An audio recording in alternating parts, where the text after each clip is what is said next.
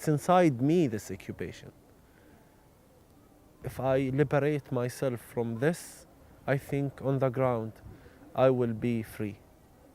Because you cannot be free if you are occupied from inside.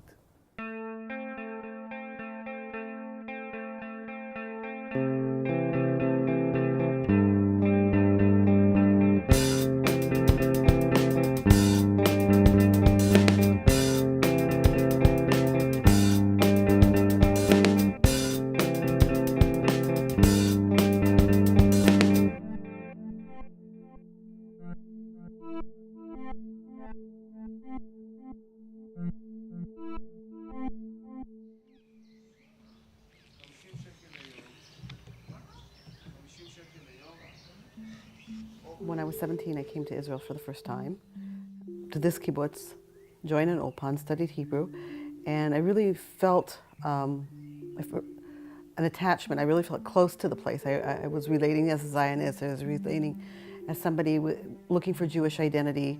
I had been involved, not ever religiously, but I had been involved in different youth groups, Jewish youth groups when I was younger. And I just really got the Zionist bug. I'm of the World War II generation. I was born in Vienna. My family had to flee. Came from a very Zionist home. It was very much in the air. And it seemed a natural thing to do. This was 1951. And I lived in a kibbutz. I worked in a kibbutz for many years, nearly 20 years. My parents went through the whole Eastern European thing, pogroms, refugees, Nazis, and so on.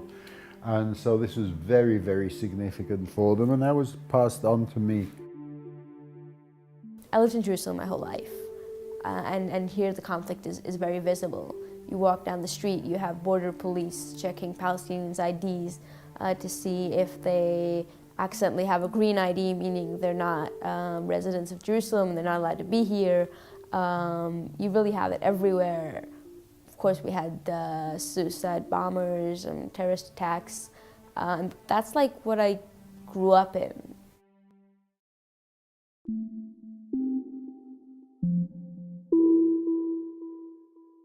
So one problem is that people in Israel don't so much know what happened, and they don't so much have the information.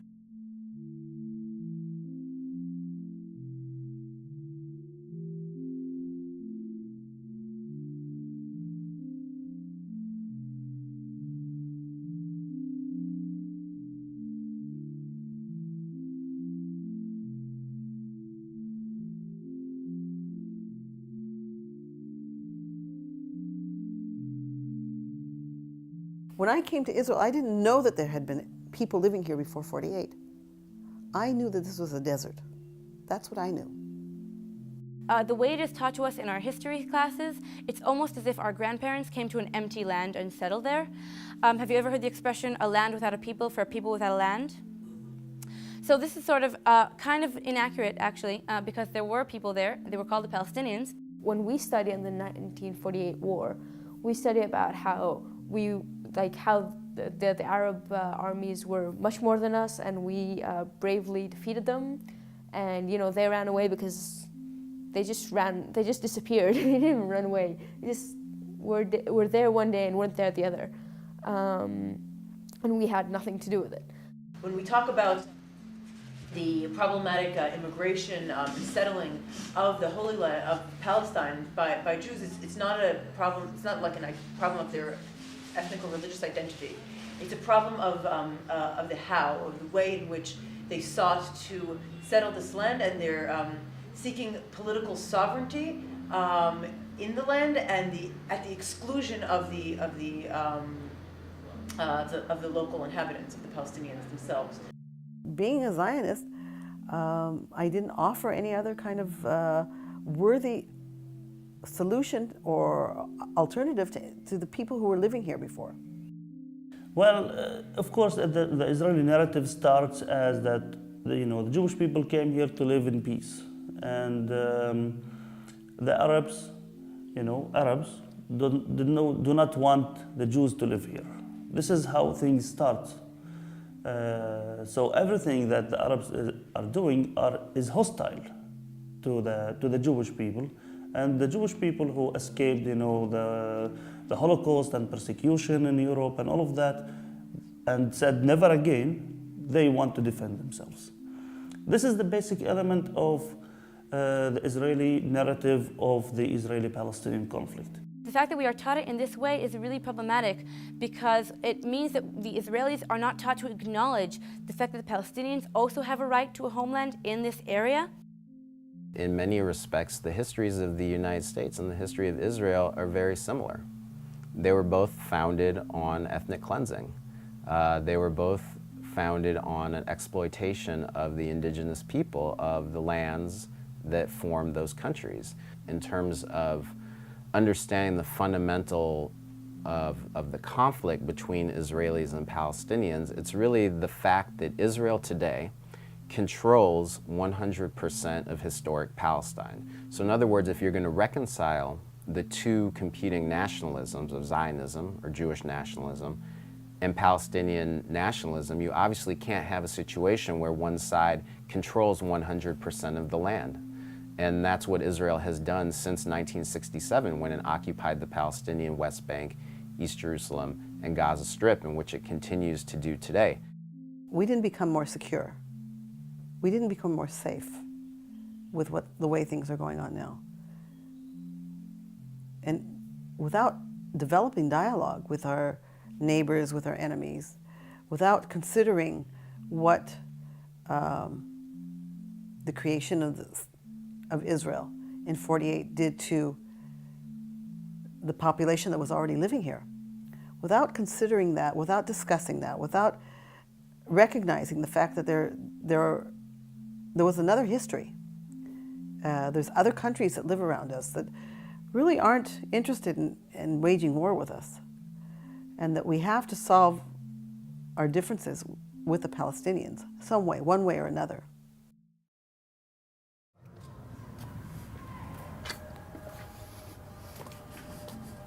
Both times when I went to the U.S., because I met Jews, I was staying with Jews, I talked to Jews, it just was so free. But when I come here, when I got back to my real life, to my ordinary life, to my routine, just everything got so different and confused. I spent 3 weeks there, 21 days. Like, we lived together. Like, we were sleeping in the same place. We were eating on the same table. We were one. There's no difference between us, not like here. As you can see, the soldier behind me.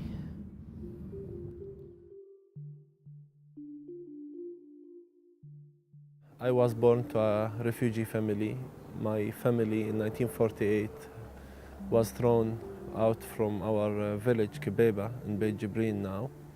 So it was not hard for me to join the first Intifada in 1987.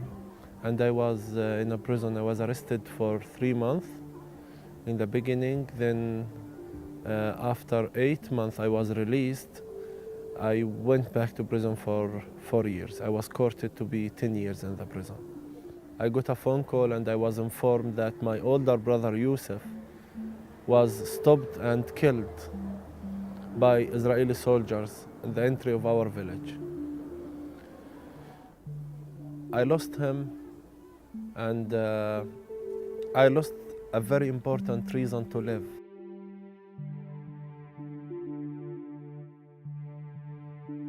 My background is a resistance background. Started from the age of my grandfather. We decided to start throwing stones on the settlers, on the army during our study in the schools, and to block the roads and to disturb the settlers and the army. After that, in the 80s, at the beginning of the 80s, we were kids, I think. They arrested us and they sentenced us for years. The first Intifada started 1937. During the first Intifada, I spent 3.5 other years under administrative detention. We believe that the resistance is one of the rights of the occupied people to resist the occupiers in different ways, even to use weapons against the armies, against the occupiers. I believe in that. But I understood that going through this path forever is something useless.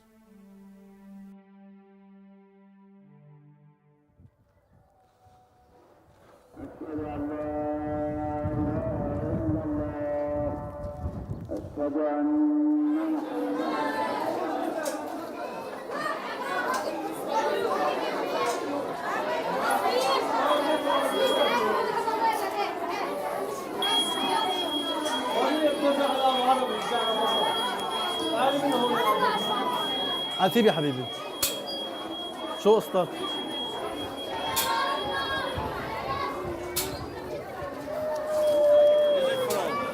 United States. United States. If they come to Hebron and see what's going on, they will change their attitude.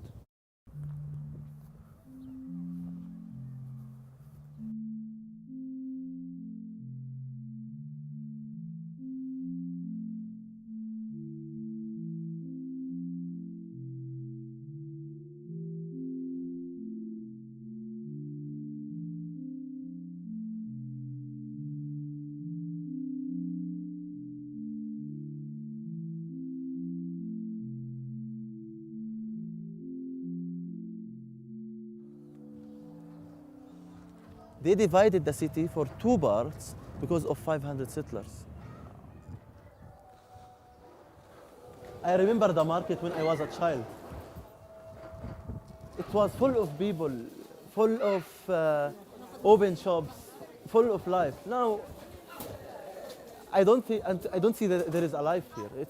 It's completely empty, the area here. I was born in the old city, and my house is a close military zone here, where I was born. I am against everybody who believes in killing the others. Sometimes I feel sorry for even seeing a soldier suffering, not a civilian, a soldier, because I see that soldier is a civilian from inside. I look to the people from inside. We are equal, we are human, as everybody in the world. What about our rights? We are below Beit Hadassah settlement. In spite of the presence of the soldiers all over here and the cameras, but the settlers are continuing throwing stones and attacking the people from up, and especially the people who are walking here. So the municipality put this fence to protect the Palestinians from the stones, from the empty bottles, from the settlers' attack from up. The shops here were closed and welded by the army. 12 shops here from 1,800 shops were closed because of the closure policy in Hebron. And the settlers, they occupied the roofs and they created a kindergarten on the roofs. And they created a playground for the settlers on these roofs, which is completely Palestinian and which is completely illegal, even by the Israeli law. The soldiers all the time are here, protecting whom, I don't know. But it's a closure policy, it's occupation policy, to have soldiers, to have police, to have settlers in the middle of Hebron. Here it used to be Hebron. If you talk about Hebron, that you have to come here. All the parking, all the kind of shops, the wholesale market, as I told you, were here. No, now the settlers only are allowed to be here.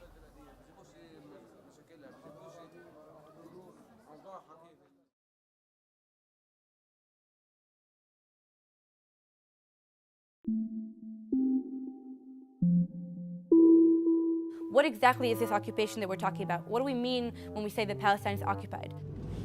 So now we're going into the West Bank, into Area C, which is under full Israeli control.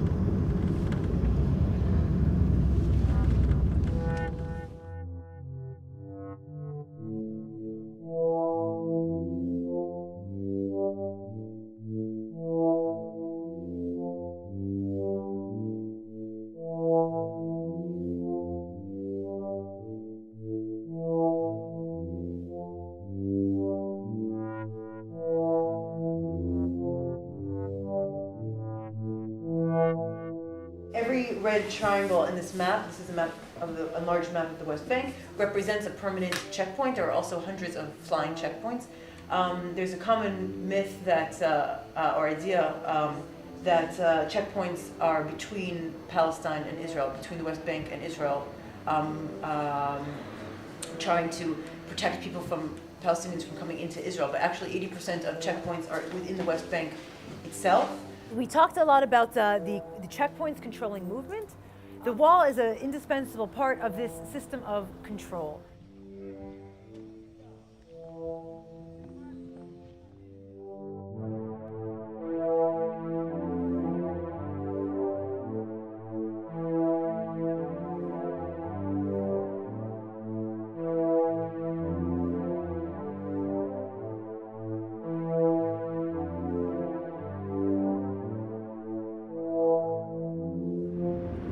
So the wall it's a very nebulous edifice because it's not on the Green Line. It doesn't encompass all the settlements, and settlements on both sides of the wall are growing. So it's basically a barrier, a separation barrier for people. So at this point, this side of the wall is municipal Jerusalem, according to Israel, and the other side is Area B of the Palestinian Authority. Well, it's of course a very difficult position for the Palestinians, but it's a necessary evil because it protects Israeli citizens from Palestinian terrorists. On this side we're on Abu Dis, on that side we're on Abu Dis. So they're not separating here between Jews and Arabs, they're separating between Arabs and Arabs. And so you'd be arguing that the Arabs on that side of the wall are somehow more dangerous than the Arabs on this side of the wall. It's the same neighborhood on both sides of the wall here. I mean, this is a neighborhood that grew organically. I used to go shopping there a lot. A lot of people from Jerusalem did. Things were a bit cheaper, get your car fixed and so on. Now there's no access other than going through the checkpoint and around. You speak to most Israelis, they've heard of it, they've seen it on television, sometimes some of them have seen pictures, but you don't feel it on the landscape. For Palestinians, these borders are very, very real and very palpable. Here the wall is coming from Aida camp, from Aida refugees camp, and after go outside to go to Bethlehem city.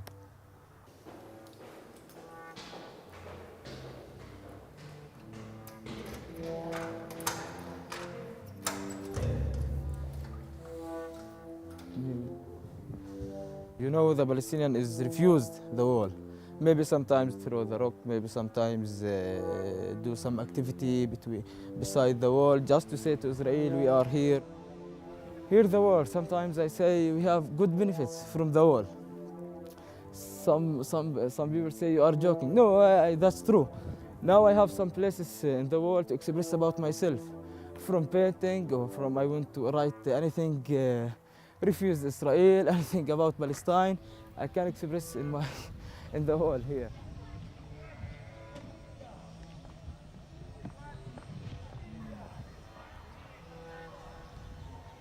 And here the cinema is small cinema maybe, small cinema to show some filming.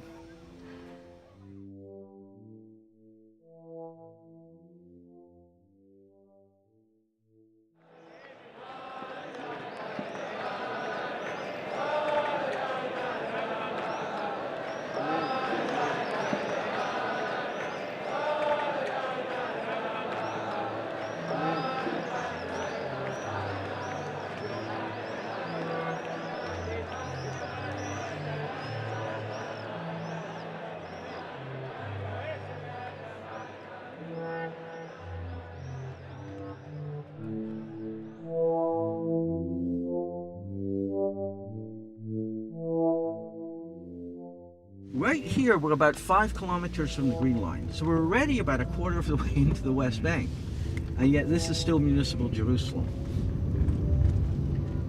The way the government defines Jerusalem, and I'll show you later on the map, is quite convoluted. I mean, the greater Jerusalem actually covers almost 10% of the West Bank.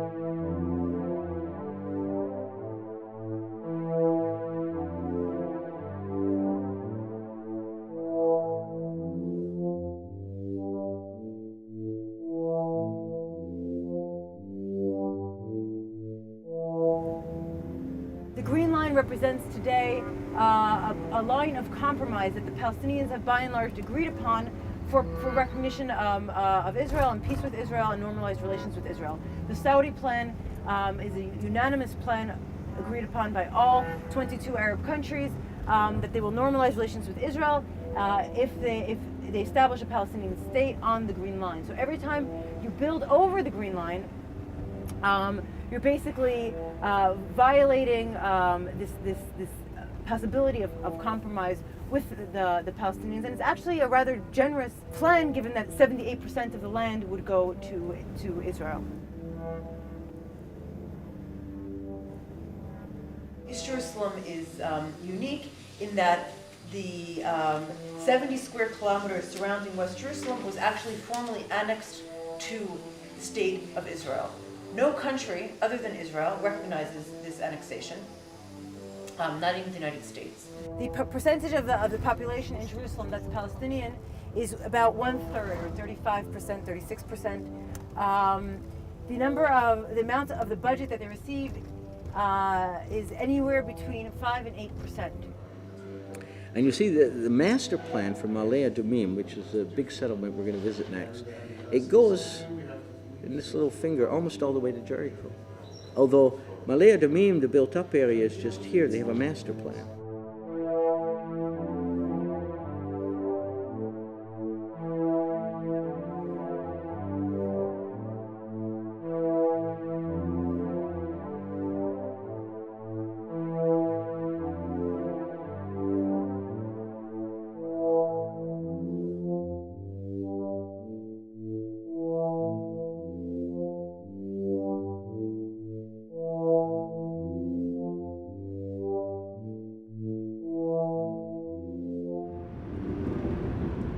So you see, this could be Miami Beach, you know, with the palm trees and the infrastructure. It's a very pleasant place to live. It's a settlement that was started in the late 70s. It started as an ideological settlement. Eventually, the Israeli government started to take part in it and subsidize houses. There are 40,000 people living here now. There are plans to expand it up until 150. It's a no-brainer for most people. Cheap housing, out in the hills, in the fresh air, government subsidies. Why not? Why not? The other thing that we can see is, can you see this cluster of homes that look somewhat out of place? This building of 5 stories with the square windows. It's a settlement called Nof Zion. We're actually at their advertising site. This kind of idea of a settler as very ideologically driven, racist, probably fundamentally religious. This is certainly one kind of settler, but it's not. It's a minority. Without question, the people who made the plans to build this settlement know exactly what and where they're building, but the people moving in don't necessarily know or care. It's not necessarily ideological at all. So essentially what we're doing is kind of layering one state on top of another, in a sense. With all the Jewish settlements with about 500,000 settlers living in them, all connected by settler roads which link into the Israeli highway system. I mean, the kind of investment we've made in the West Bank is not the kind of investment that a country makes if it intends to pull out. But we're creating the infrastructure for a de facto single state. When a Palestinian says, my home was demolished, and another Palestinian said, I lost my ID, and another Palestinian said, I can't find work, it's not just these kind of isolated cases of injustice or, you know, one Israeli who's racist or 10 Israelis who are racist. There's this idea of on the governmental level, on the political policy level, of dispossession, of economic depression, in addition to fighting the humanitarian fallout from these policies, is to actually make this into a political struggle against the Israeli government and Jerusalem municipalities' very directed racism toward the native inhabitants of this land.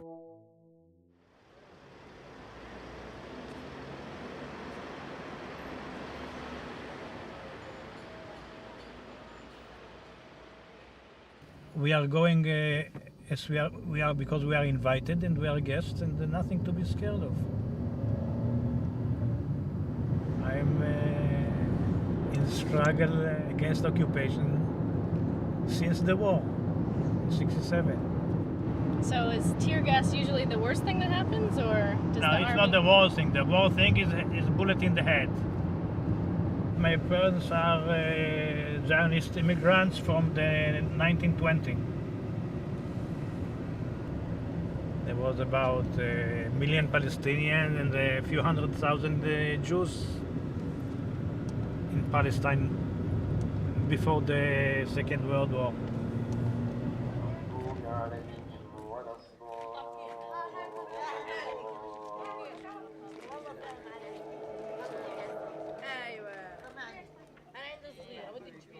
It started about 4 years ago. Struggle against the separation fence, which is cutting half of the village lands in order to build on them the settlement Modi'in Illit, which is built on the lands of the villages around. And about 2 years ago, the highest court gave a verdict that the road of the separation fence is not for security, it's for annexation, and that it must be moved to give back half the lands. But till now, nothing was happened. Still have not changed the road. And we continue demonstration. It is a symbol now in all Palestine. Bilin is the symbol. This is the only one that continue without cessation for already 4 years.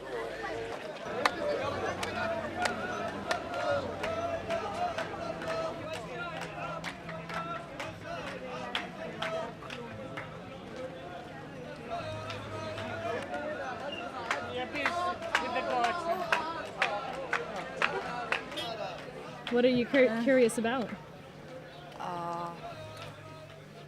About the other side, about the protests, see what's going on in West Bank. I don't have any Palestinian friends or acquaintances. I'm spending most of my time in Tel Aviv. So I'm reading the news as everybody else. So. But it's not the same thing as going and see for yourself. We're both ex-IDF soldiers, and it's unusual to see them as the other side. It's also sort of an atonement. I served as a sergeant in the occupied Gaza Strip in the late 80s, early 90s. Basically, I went there because I believe that someone with strong leftist convictions may be able to, lessen the violence, prevent unauthorized violence and brutality. That did not work very well. Sometimes you are a witness to things you didn't actually think you'll see.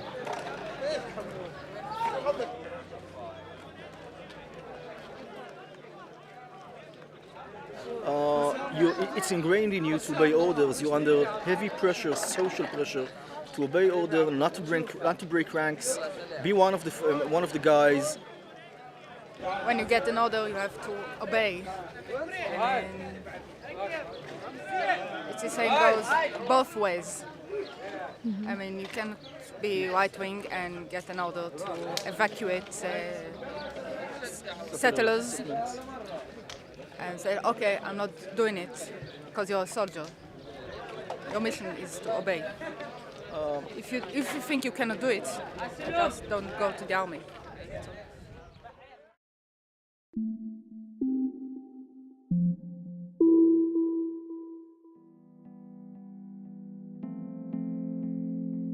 I didn't think of myself as something militaristic, but we wanted to go to the army, to be men and to fight, to see how it is.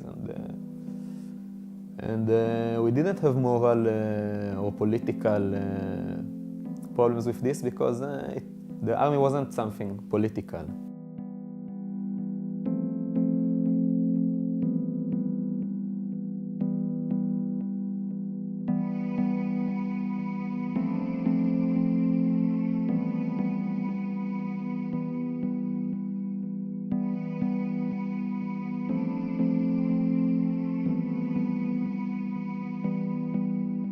I was very proud. I have a picture, probably here somewhere, of myself in uniform and my mother standing beside me, and obviously very proud to see her son in the uniform of the army of the Jewish state.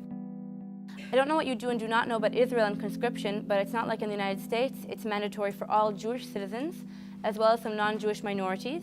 It's a 2-year service for females and a 3-year service for males at the very least, and this is mandatory by law. For many years already now, draft dodging, as it's called in Israel, is becoming a widespread phenomenon.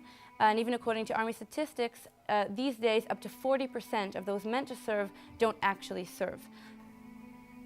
When our oldest son was 15, he approached us and said that he refused to serve in the military on the grounds of his belief in pacifism. And that was sort of like dumping ice water on my head. The thing that most helped me to get to my decision is the dialogue between me and Palestinians. In these dialogues, I ask them questions and check my, what I believe in. And by their answer, I start to see that it's not, the only truth that I thought about. And then I start to see the reality from their eyes. It wasn't just a matter of sympathy with the Palestinians. More and more it became obvious that this was a calamity for Israel. And this is what people are not so much aware of. They think that we're doing terrible things to the Palestinians. We're doing terrible things to ourselves. I saw my friends with whom I served in basic training and later on the medics course just turn into different people, and I did not like what I saw. To me, the whole process began during the Second Intifada. I started asking questions why there were bombings all the time in my city, and after witnessing a bus bomb myself, I really sort of felt an emotional as well as an intellectual need to understand what was going on. There was that moment when something hit me. I said, no, this is absolutely sickening. I refuse to have any more part in it. And the ironic thing is that it wasn't that I saw some terrible brutalization of a Palestinian. I saw a grove of almond trees being uprooted in the Sinai desert, and that broke my heart. So this was the time when Israel was the land that made the desert bloom, and here was Israel in the form of an Israeli army tractor uprooting this wonderful grove of almond trees that by great patience and a great devotion had been growing in the desert. This was in the Sinai desert where there's very little water, and somebody had put in a lot of hard work to make those trees grow, and here was a bulldozer uprooting it.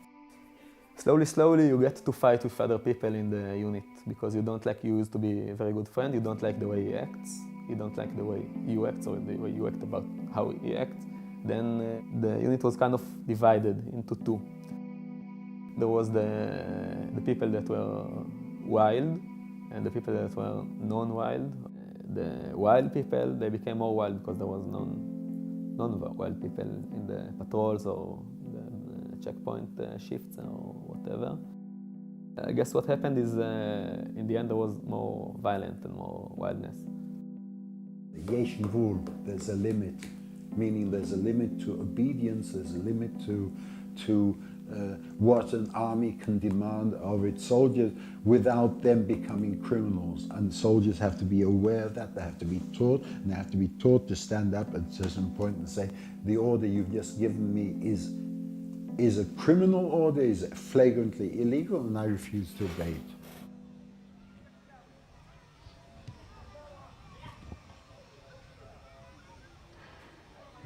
My village is called Jayus, located in Kalkilia district in the northern of the West Bank. You can see maybe from here the settlement in there. It is for Jayus land. There is near to 3 or 4 settlements here.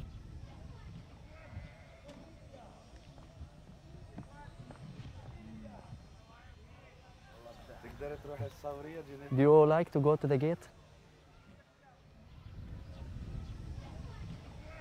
The Israeli government announced the construction of the wall in 2002. So everyone, when he wants to go to his land, he must have a permit. And in this time, it is very hard to get a permit.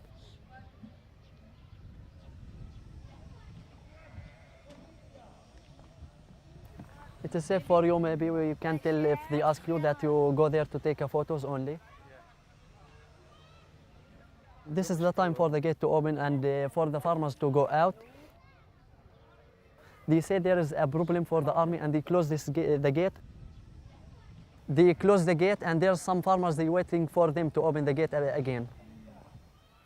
She is one from the EABBI, the attendant of this case. They came to the gate to see when the farmer they have any problem, and they know some organization that they can help in this case. She's from Swiss. She's a good friend. They open it now. Oh, they open good. it again. I called the hotline. Maybe they call them. Maybe because they was been allowed for 1, and after that they close the gate. All of the people here in the village, they don't agree this wall. So they start making a demonstration. When the army they saw the people, they arrived there, they start tear gas.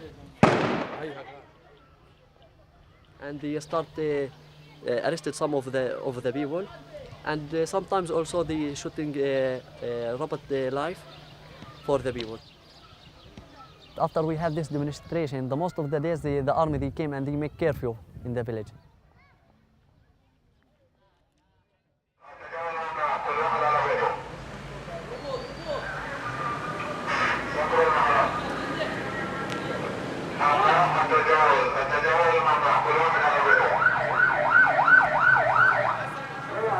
And the curfew has been sometimes all the day and sometimes 10 hours. And they don't allow for anyone to go out, and they close all the shops and nobody can go out for pray or for anything. They told him close the door and go inside. He said that everyone you must stay at home is better. Because for Jewish people, you must stay at home. It will be better for yourself.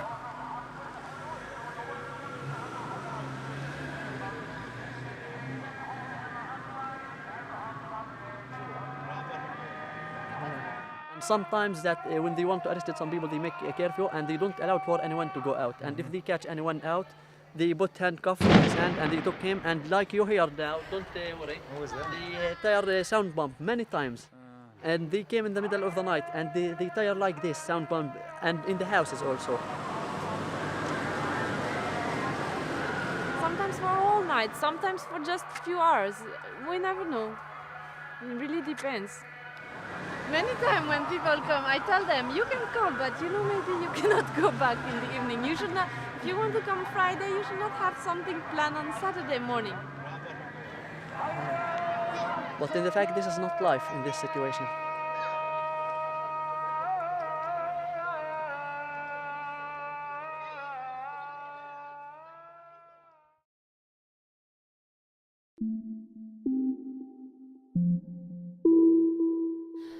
But I did not come here to demonize Israelis tonight. I came here to also explain why Israel is like this. And as an Israeli, I feel like it's in my obligation also. Because Israelis aren't bad people, and necessarily not worse than any other society. But there are a lot of things that make Israelis feel the way that they do, and I think I should discuss them. So the first is really that we are raised in fear.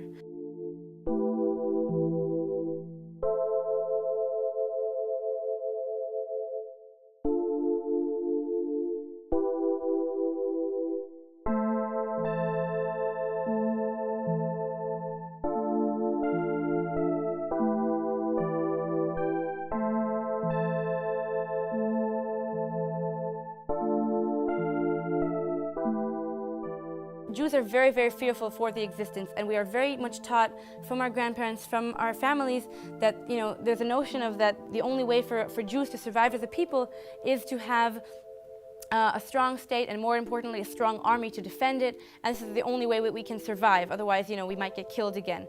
And this fear, I'm not trying to undermine the Holocaust or all of these terrible events that happened in the Jewish history, but the fact that Jews are so fearful of anyone who's not Jewish is very, very harmful to the peace process, because negotiating with the Palestinians is very hard. There's a basic distrust of anyone who's not Jewish. It has a lot to do with the politics of fear, which, considering the history of the Jewish people, and particularly of the recent generations, it's not that difficult to evoke fear and panic in the Israeli population. People are fearful for their lives. There's a common belief that we are one little country and we're surrounded by a lot of enemies, and their desire is to push us into the sea. Israel society chooses to focus on the people that hate people, and she don't focus at all on other people. So the picture that the normal Israeli gets from the TV or the press or books or the discussion around him is just focus on the people that hate him and not the people that don't. It's like healing from this historical fear. If I am a Jew and I see an Israeli activist who could come and be with Palestinians safe, and they treat him with dignity and love and justice, then my fear as a Jew will become healing in a way.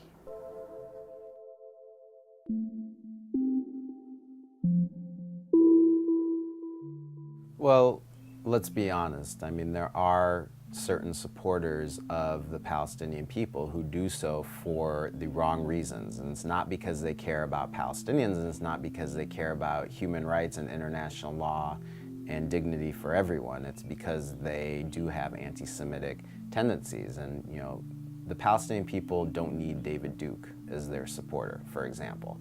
That being said, I think those people are really few and far between in terms of who is supporting the just and legitimate aspirations of the Palestinian people to freedom and dignity and equality and independence in their own homeland. When the second Intifada came, and I have some contacts with Israeli teachers who believe in peace and to live with each other, two states and so on. And at that time, I bring the people, those people to the village to talk to the people. And I face many problems with the people. Oh, you bring Jewish. So I was hearing this word from the people of the village, that you bring Jewish to the village. Why you are bringing? At that time, the people in my village didn't distinguish between Jewish, left, right, with the Palestinian rights or not. All of them are the same. And through our demonstrations, they saw two different faces of the Israelis. The Israelis who are beside us, and they saw them arrested by the Israelis, and they saw them beaten by the soldiers, and they saw the soldiers. So the Palestinians distinguish. If they were Americans, it would be the same way. If they are French, it would be the same way. If they were Turkish, it would be the same way. Palestinians have resisted the Turkish occupation during the Ottoman Empire, as they have resisted the British during the British mandate in Palestine. And because it's an occupying power, regardless of whether They are Muslims or Christians or Jews or atheists or whoever they are. This is an occupation power that we are talking about. It's not about religion. Not that there's not hatred, not that there's not anger, of course there is, but it's not rooted in anti-Semitism, which was shocking for me. And it didn't feel against me personally. It felt very much against the conditions in which they're forced to live. They call it the new anti-Semitism. It's based on not like the old one that people hate Jews. Now it's more people don't like Israel behavior or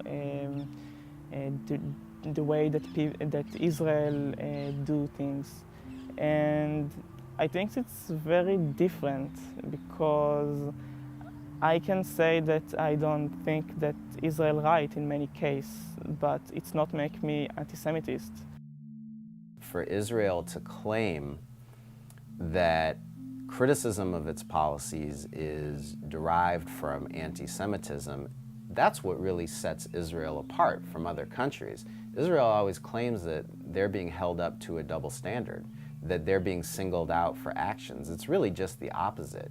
You know, when US politicians and the US media hold Israel on a pedestal and say that Israel's actions and Israel's policies don't get to be criticized and don't get to be held up to the same standards that we treat other countries, that's what's singling Israel out.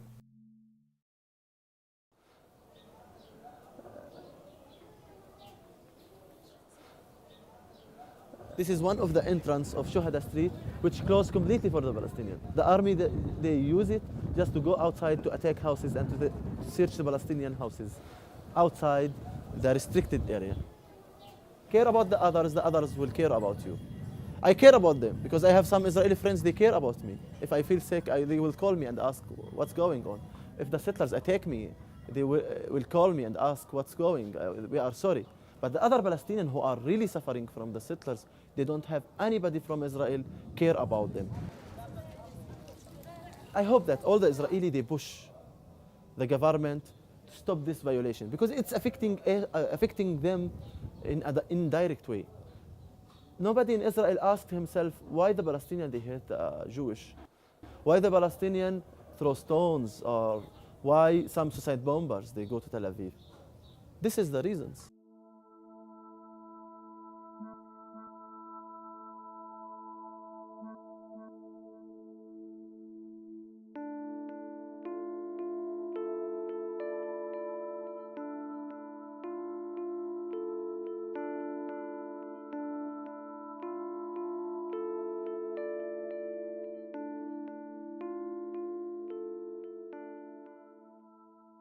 As a Palestinian, I don't see that an excuse to be violent, but I can understand it.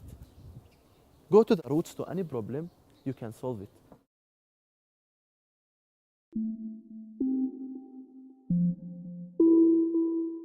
.600 checkpoints in the West Bank, all the single details of dehumanizing in your daily life. Do you need anybody to teach you how to hate Israel? If you grow up in such conditions, you don't need that. You don't need a specific curriculum for hatred. It will do the job for you. We are pushing the Palestinians into a corner where they have nothing to lose. And there's nothing more dangerous than an enemy who has nothing to lose. Things can't get any worse. I might as well blow myself up. That's the worst of the worst. Doing these things, you have to justify them to yourself only by saying, these people only understand force. We have to show them who's boss. They're not really like us. They're second class. They're in some way to dehumanize them. But you can't have security while you're oppressing people, because people will always resist their oppression. If not, they're not fully human beings. If not, they're servile.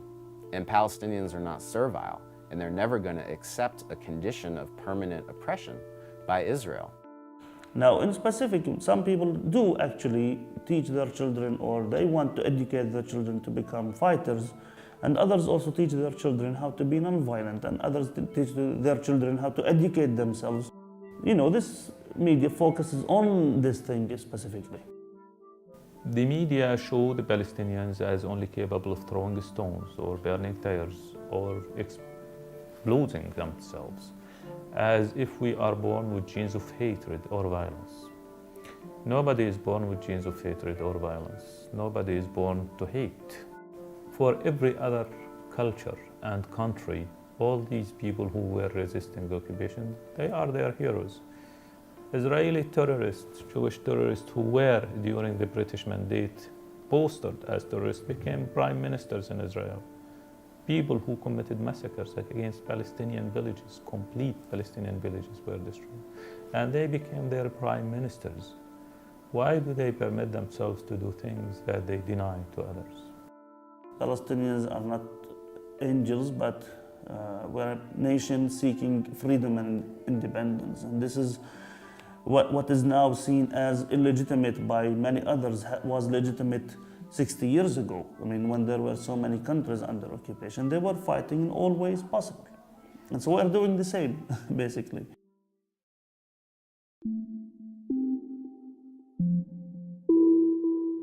The second Intifada started. I decided not to participate in this Intifada because I'm not completely convinced that we should go through this route.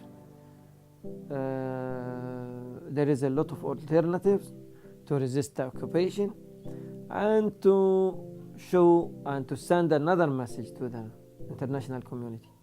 Then one of my friends told me that there is some Israeli refusers, or the people who refuse to serve in the army, they would like to meet you.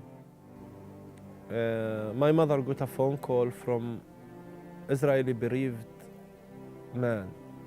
He was a religious Jew, and he told her that he has lost his son. His son was a soldier and he was kidnapped and killed by Hamas, and his name is Hak Frankenthal. And they set a group with bereaved Israeli families, and they looking for partners from the other side to talk and to work for peace and reconciliation, even though the high price that they paid.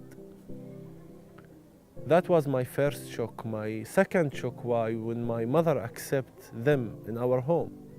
Then when we invite them to our home, after 30 minutes, Israeli Palestinian bereaved families, including me, my mother, my brothers, everybody was crying at that home. And for me, I used to have Israelis in my home, but not crying, not guests, not having coffee.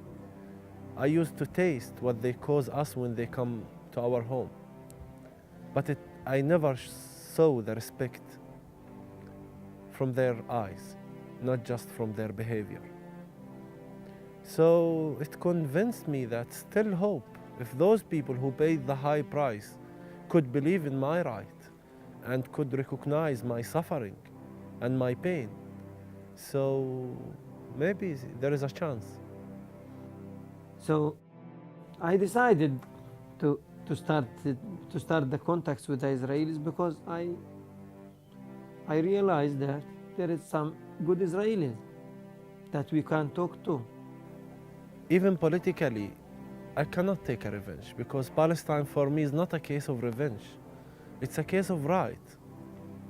As a human being, first of all, not even as a Palestinian. Non-violence, it's a very great tool which the Palestinians used in the first Intifada. Our nature is the non-violence. We want our kids to be aligned in and to grow up on non-violent resistance. This means that you will have a new generation who believes in non-violent and they are able to have their rights. I believe that if you want to use force, then you are weak.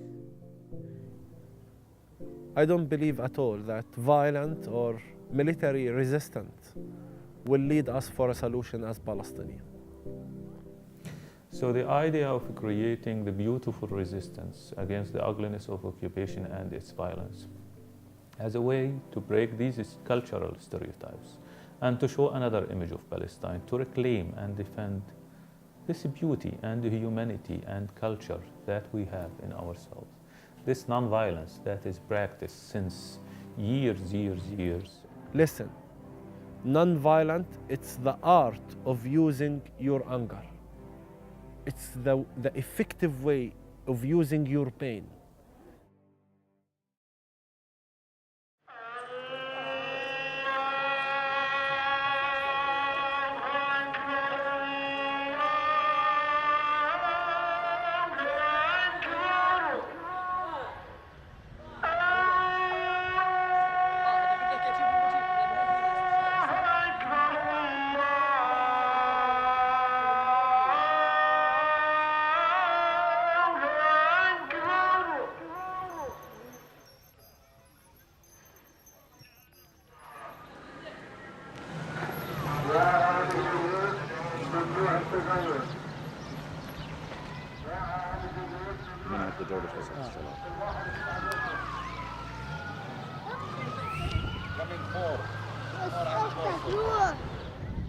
Was there a protest at all? No, because they know that the demonstration starts every Friday after they finish the prayer. So they came before this Friday because they don't want anyone to go there. And they say it is curfew. They don't allow even for the people to go to pray.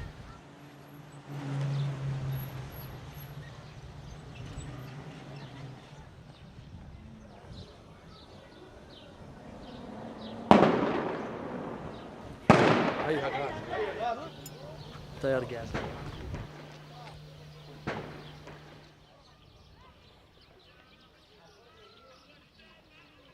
The owner of this house, he lives in Saudi Arabia, and there's nobody in this house, only his cousin.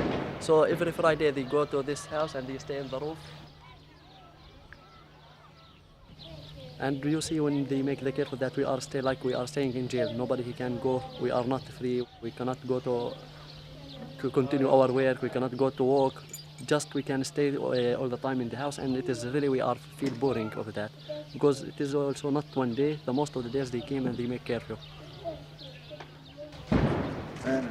It's a sound bomb.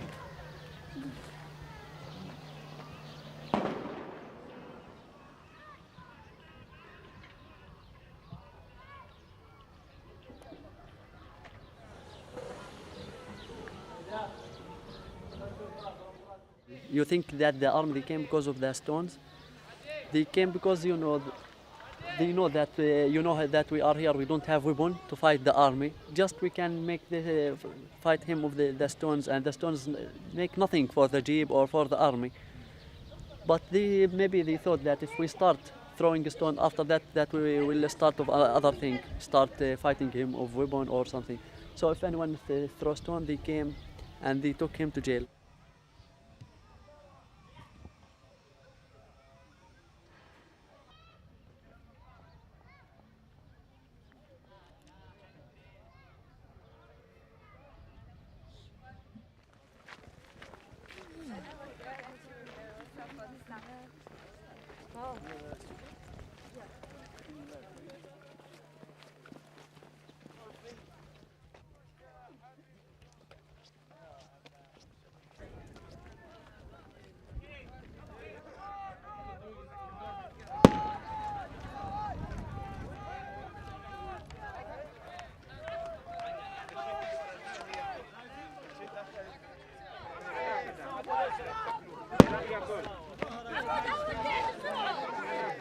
Is that a rubber bullet or a real bullet? Rubber bullets can kill you if it's shot at close range. It's deadly at 30 meters. Assalamu alaikum. ابعدين عن Oh shit, that was a bullet. No. I don't know. That was a bullet.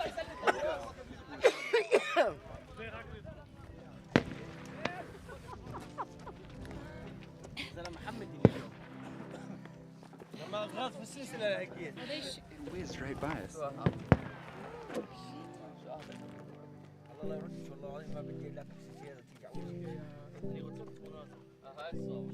I think it's becoming increasingly difficult for Israel to maintain this facade of innocence and victimhood. And that's both within the general population in the United States and also amongst Jewish Americans. And I think that that kind of mainstream discourse has cracked wide open in recent years. Following the 2006 Israeli war on Lebanon, and more importantly, in terms of changing public perceptions, Israel's 2008 to 2009 war on the Gaza Strip really opened up a lot of people's eyes to the really brutal nature of Israeli policy towards Palestinians. And Israel and its supporters in the United States are fearing right now that they're losing the discourse battle.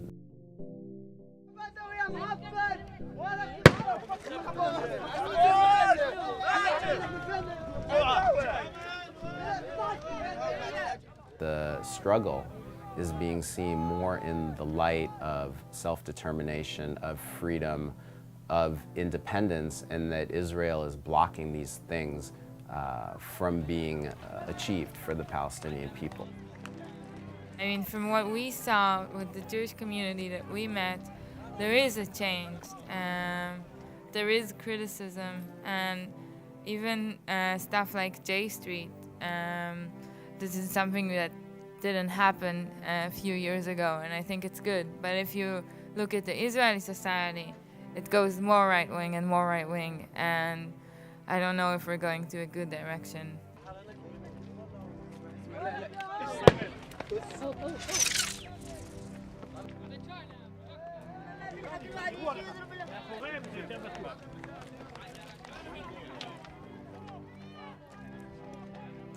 Well, I think that the history of oppression that Jews have faced throughout the millennia can be interpreted in one of two ways for contemporary Jews around the world.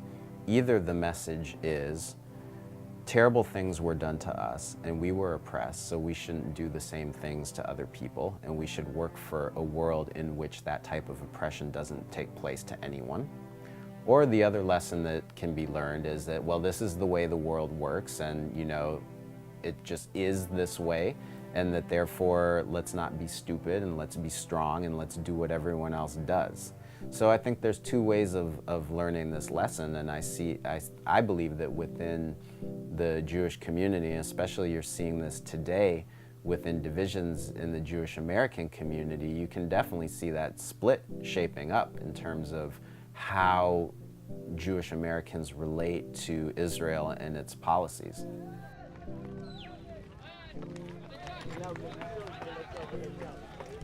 So what do you guys think so far? A bit scary. Yeah. If Israel could overcome their fear, if they succeed to do this, Israel will survive. Because you cannot occupy a nation for years and expect you will live in security. You cannot do that.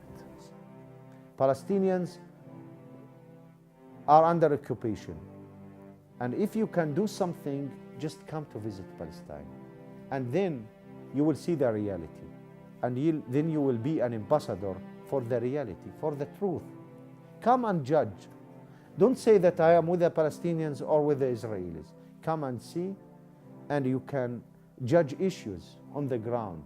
One of the things that changed my opinion about the area is going to Palestine and speaking to people, and all my stereotypes and my preconceived ideas being very seriously challenged. Okay, you don't accept this, but what you do to make a difference? What is your life means if you don't try to make a change? We wish this occupation will be end. And everything, there is an end for everything. And I wish it will be soon, the end of the occupation.